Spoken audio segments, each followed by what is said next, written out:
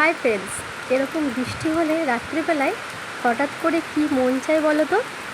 সেই জন্য ঠিক করে ফেললাম ঝট করে। আমার হাজব্যান্ড বলল একটু পেঁয়াজের ফুরুলি ভেজে দাও, মুড়ি দিয়ে লিকার চা দিয়ে খাওয়া যাক। বলতে না বলতেই আমি রেডি। কিছুটা পেঁয়াজ নিয়ে নিলাম, কুচিয়ে নিলাম, দেখতেই পাচ্ছ, এই যে একসাথে নিয়ে নিলাম। এবারে বেসন দিয়ে পেঁয়াজ দিয়ে এটা হয়ে যাবে। প্রথমে পেঁয়াজটাকে কুচিয়ে নিলাম ঝিরিঝিরি করে, লবণ দিয়ে ভালো করে মেখে নিলাম। আগে একটু নরম হওয়ার সাথে সাথে লঙ্কা দিয়ে দিলাম কুচিয়ে, তারপরে এর মধ্যে বেসন দিলাম, গণেশের বেসন।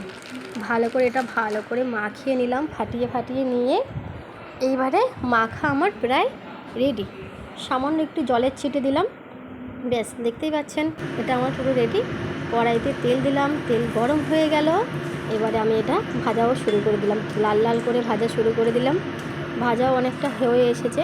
এদিকে আমার হাজব্যান্ডের ডাক এসেছে, টিয়া হলেই ওকে এক্ষুনি মুড়ি আর লিকার চা আর এটা দিতে হবে। বর্ষাকালে সন্ধ্যাবেলায় একটু গরম গরম পেঁয়াজি হলেই ব্যাস জমে যায়। আজকের সন্ধ্যাটা আমাদেরও জমে গেল। আমার ভাজা প্রায় কমপ্লিট, দেখতেই পাচ্ছেন প্রায় হয়ে এসেছে। এবারে আমার মেয়ে দুটো ওদিকে খুব দুষ্টুমি করছে, ওর বাবাই সামলাচ্ছে, আমি এদিকে ভাজা নিয়ে ব্যস্ত রয়েছি।